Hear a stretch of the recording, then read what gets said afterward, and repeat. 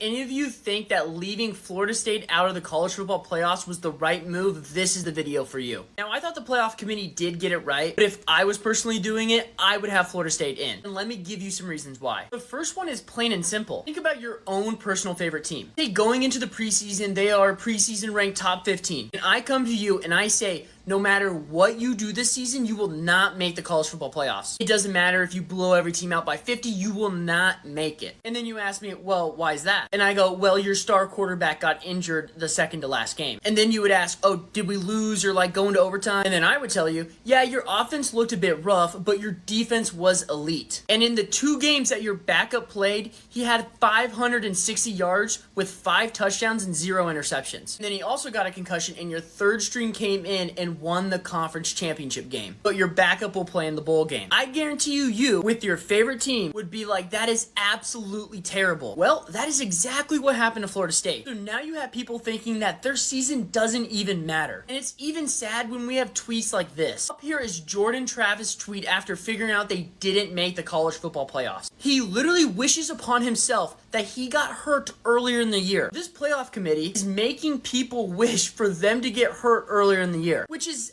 absolutely terrible. Jordan Travis claims that his team is so good that he wanted to get hurt earlier so that they could prove against better opponents. This is just so sad. And yes, were their last 2 games a bit rough? Yeah. How about this tweet that Jordan Travis reposted? So obviously we got the loss to Texas, and then these 3 games all are rough games that showed that they had some rough spots too. People always say, well, it was the beginning of the year, Alabama. Well, technically, that was their 3rd game, that was their 7th game, and that was their last game. You got a beginning, middle, and end of the season results that all show this Alabama team is so up and down, so why should they deserve it over a Florida State team? Now, I know this is probably the result of the best performing playoffs as in numbers and matchups, but just picture yourself as one of those kids who busted their butt, say, on defense all year long, and you don't get to go because some other person doesn't think you're good enough. That's kind of crap to me.